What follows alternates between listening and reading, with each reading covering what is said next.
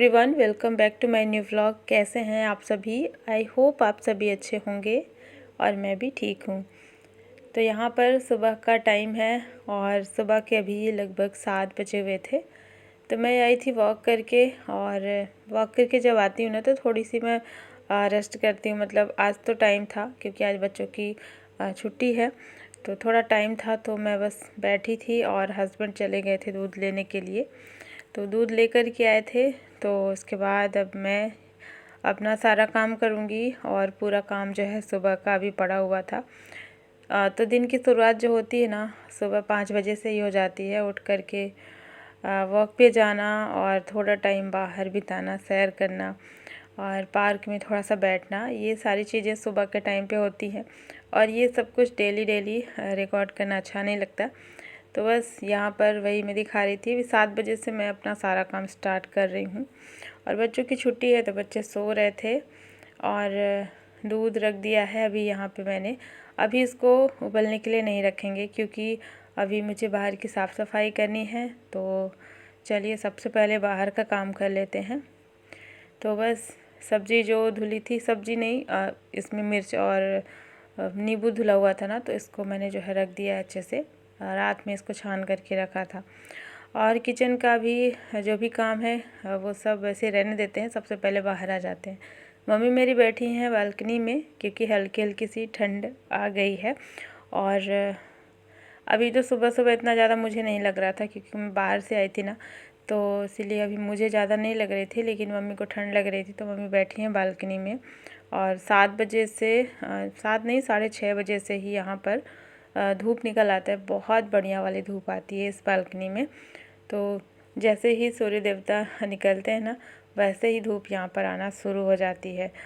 तो सर्दी के लिए बहुत बढ़िया है। और मम्मी जो है वहीं पे 7 बजे से बैठ जाती हैं। तो मम्मी बैठी हैं और मैं आ चुकी थी अंदर अपना साफ़ सफाई करने के लिए। तो बेड वगैरह भी ठीक नहीं करूँगी क्योंकि बच्चे सो रहे थे।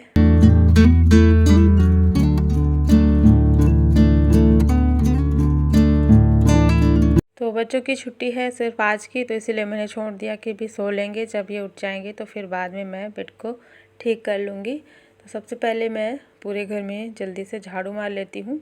और थोड़ी बहुत और एक्स्ट्रा काम रहते हैं, जैसे बेडशीट वगैरह चेंज करना। तो ये वाला जो बेड है ना, ये खाली हो रखा था, इसी की मैंने सोचा बेडशीट मैं चेंज कर दूँ साथ के साथ, और फिर बाकी का काम मेरा बाद में होगा। और छुट्टी है बच्चों की ना, तो आज फिर पूरा दिन मेरा काम जो है बना ही रहता है कुछ न कुछ। तो यहाँ पर मैंने ये वाली बेडशीट को हटा दिया है। ये बेडशीट बहुत दिन से लगी थी, दिवाली से ही मैं लगाई थी, तो अच्छी लग रही थी। और इसमें ना मुझे पता ही नहीं चला कितना लंबा टाइम हो गया, इस बार मैंने इसको चेंज ही नहीं किया। तो अभी मैंने देखा कि गंदी थी, तो चलिए अब इसको चेंज कर देती हूँ और दूसरी वाली बेडशीट लगा देती हूँ। और इसके बाद फिर पूरे घर में झाड़ू मार लूँगी। तो सुबह सुबह का जो काम रहता है ना, जल्दी जल्दी से जितना जल्दी हो सके उतना जल्दी निपटा लो तो अच्छा रहता है, वरना अगर थोड़ा सा लेट हो जाता है तो बहुत ज़्यादा आलस आने लगता है। तो बाहर का जो धुलने का काम रहता है वो तो मैं बाद में करूँगी। सबसे पहले मैं झाड़ू मार करके और फिर पूरे घर में फटाफट से पोछा मार लेती हूँ।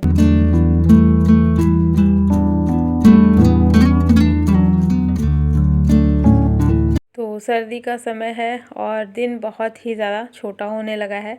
और ऐसा लगता है ना कि काम करते करते ही पूरा दिन बीत जाता है और हमें अपने लिए टाइम ही नहीं मिलता। ऐसे में सुबह जल्दी अगर उठेंगे ना, तो पूरा काम भी समय पे हो जाएगा और थोड़ा सा हम कुछ अपने लिए भी कर पाएंगे। इसी वजह से सुबह जल्दी उठना बहुत ज़्यादा ज़रूरी है, क्योंकि घर के जितने काम हैं वो तो उतने ही रहेंगे, काम कभी भी कम नहीं होंगे। तो थोड़ा सा अगर हम समय से पहले उठेंगे, सुबह जल्दी उठेंगे ना, तो हमें थोड़ा टाइम ज़्यादा मिल जाएगा। और ठंड के टाइम पे इस चीज़ का बहुत ज़्यादा ध्यान देना होता है, क्योंकि सर्दी में दिन बहुत छोटा होता है।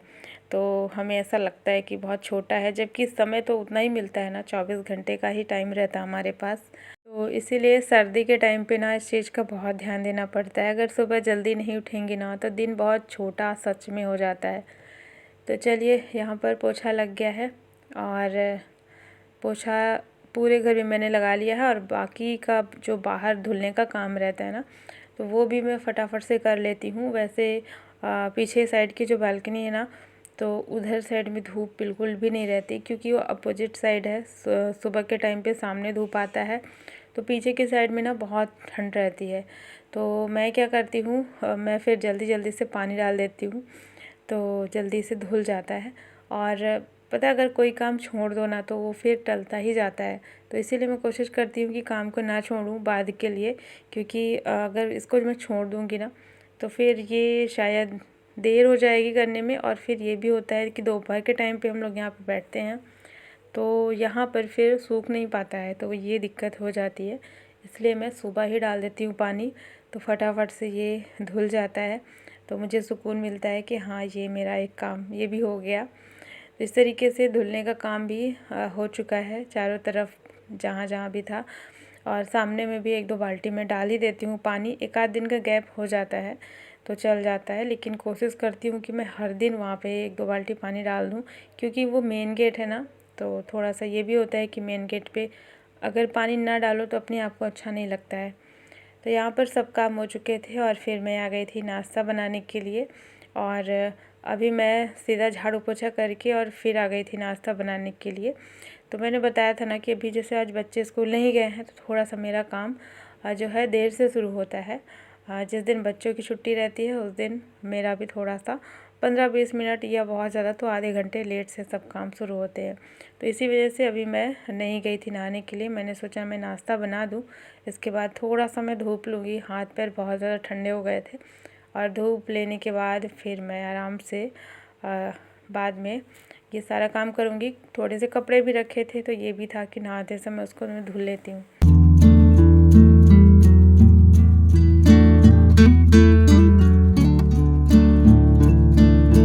तो यहाँ पर नाश्ता मेरा बन गया था और हस्बैंड को चाय दे दी थी, और हम लोग की चाय अभी नहीं हुई थी। हस्बैंड को लेट हो रहा था तो मैंने दे दिया था उनको, ताकि वो टाइम से चले जाएं ऑफिस।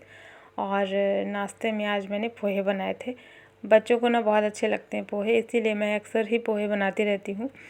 तो यहाँ पे सबका नाश्ता हो चुका था लास्ट में। अब जो है मेरी और मम्मी की चाय यहाँ पे बन रही थी। तो लास्ट में हम लोग ना आराम से फिर बैठ के और धूप लेते हुए और फिर चाय पीते हैं। तो यहाँ पर चाय बन चुकी थी, और साथ के साथ ना जो दूध था उसको भी रख देते हैं बॉईल होने के लिए। तो जब तक मैं चाय पीऊँगी, थोड़ी देर बैठूँगी, तब तक दूध जो है उबल जाएगा। और इसी के साथ साथ मैंने सारी तैयारियां भी कर ली थी लंच की।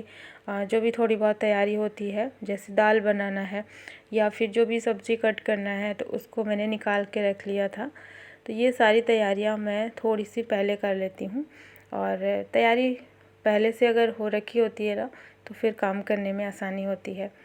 तो इस तरीके से अभी जो है थोड़ा सा किचन का काम करके और अभी मैं आ चुकी हूँ बाहर। तो यहाँ पर हम लोग बैठे थे और चाय पीते पीते ना समय बहुत जल्दी निकलता है। सर्दी के टाइम पे यही होता है कि जब भी हम धूप में बैठ जाते हैं ना तो पता नहीं चलता समय का, कब समय निकल गया। तो कई बार यहाँ पे आधे घंटे भी बीत जाते हैं और कई बार 1 घंटे तक हो जाता है यहाँ बैठे बैठे। और जब टाइम देखो तो पता चलता है कि बहुत लेट हो गया। तो यहाँ जब मैं चाय पी रही थी तो मेरी नज़र पड़ी थी यहाँ पर जो लाइट लगी हुई थी, जो कि दिवाली से लगी है, और इसको हम लोग निकाले नहीं थे। तो थोड़ा सा लगता है ना कि चलो छोड़ो, जाने दो, अभी अच्छा लग रहा है। लाइट जब जलाते हैं ना शाम के टाइम पे तो अच्छा लगता है देखने में, तो इसीलिए इसको नहीं हटाए थे। लेकिन आज प्लान कर रहे थे कि इसको हटा देते हैं, तो आरुष को, बच्चों को बोल दिए थे कि बच्चे निकाल देंगे, क्योंकि ये थोड़ा हाइट में है और चेयर के ऊपर चढ़ करके इस तरीके से फिर इसको एक एक करके निकालना होगा। तो ये निकालने का प्लान भी आज हो चुका था कि इस लाइट को आज निकाल ही देना है। वैसे कई दिन से मैं सोच रही थी, लेकिन नहीं हो पा रहा था। और फिर ये भी था कि जिस दिन बच्चे घर पे रहेंगे ना उस दिन फिर ये जो लाइट है उसको मैं निकलवा के रहूँगी। तो सब कुछ ना अपने टाइम पे ही अच्छा लगता है, तो इसीलिए आज मैंने इसको जो है निकलवा दिया था। और बस सारा काम हो गया है। फिर से मैं आ चुकी थी, नहा धो के कपड़े वगैरह धुल चुके थे और मैं आ चुकी थी किचन में। और अब जो है तैयारी यहाँ पर हो रही है लंच बनाने की। थोड़ी सी तैयारी मैं करके गई थी, जिसमें था दाल को भिगा कर रखने का। तो दाल को मैं भिगा के बनाती हूँ, चाहे वो तुअर की दाल हो या फिर चने की दाल हो। आज तो मैं चने की दाल बना रही हूँ। थोड़ी देर पहले ही मैंने इसको भिगा दिया था और जब मैं किचन में आई हूँ तो दाल को रख दिया है पकने के लिए। तो यहाँ पर दाल रख दी है और आज मुझे बनाना है सत्तू वाला पराठा और साथ में चोखा बनाना है। तो इसके लिए भी आलू बॉईल करना है और जो भी तैयारी करनी होती है ये सत्तू का पराठा बनाने में, तो वो सारा कुछ यहाँ पे मैं कर रही थी। इसमें ढेर सारा प्याज कट करना होता है जिसमें समय लगता है। तो यहाँ पर प्याज और लहसुन छीलने के लिए मैं मम्मी को दे कर के गई थी। तो मम्मी क्या है ना कि बैठे बैठे ऐसे छोटे मोटे काम कर लेती हैं बैठे बैठे, और मुझे भी थोड़ी हेल्प मिल जाती है। तो मम्मी को दे कर के गई थी, मम्मी छील करके रख दी थी और जब मैं आई तो उसको अच्छे से धो करके अब यहाँ पे काट लूँगी। तो प्याज इसमें 3-4 मैंने लिए थे और इसको बारीक काट लिया है और साथ के साथ चोखा बनाने के लिए बैंगन और टमाटर को रख दिया है भुनने के लिए। तो बैंगन और टमाटर में ना ऊपर से ऑयल लगा देंगे। सरसों का तेल बहुत अच्छा रहता है, इससे जो बैंगन और टमाटर का छिलका है ना आसानी से निकल जाता है। तो यहाँ पर चोखा बनाने की तैयारी भी कर दी थी और अब जो है सत्तू में सारी चीज़ें मिला देंगे।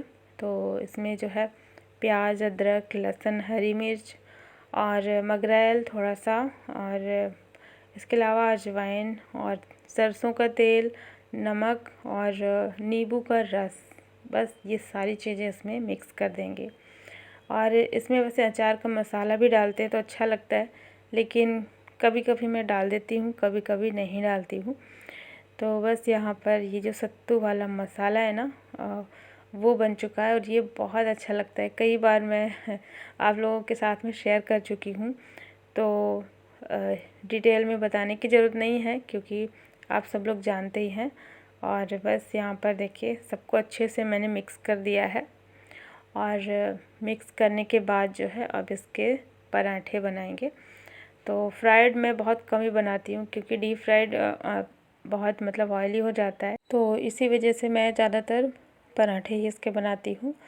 तो देखिए यहाँ पर मेरा लंच भी बनकर तैयार हो गया था और चना दाल और चावल, सत्तू के पराठे और चोखा, मतलब ये बिहारी स्टाइल की थाली आज मैंने बनाई है और सबको मेरे यहाँ बहुत पसंद आती है।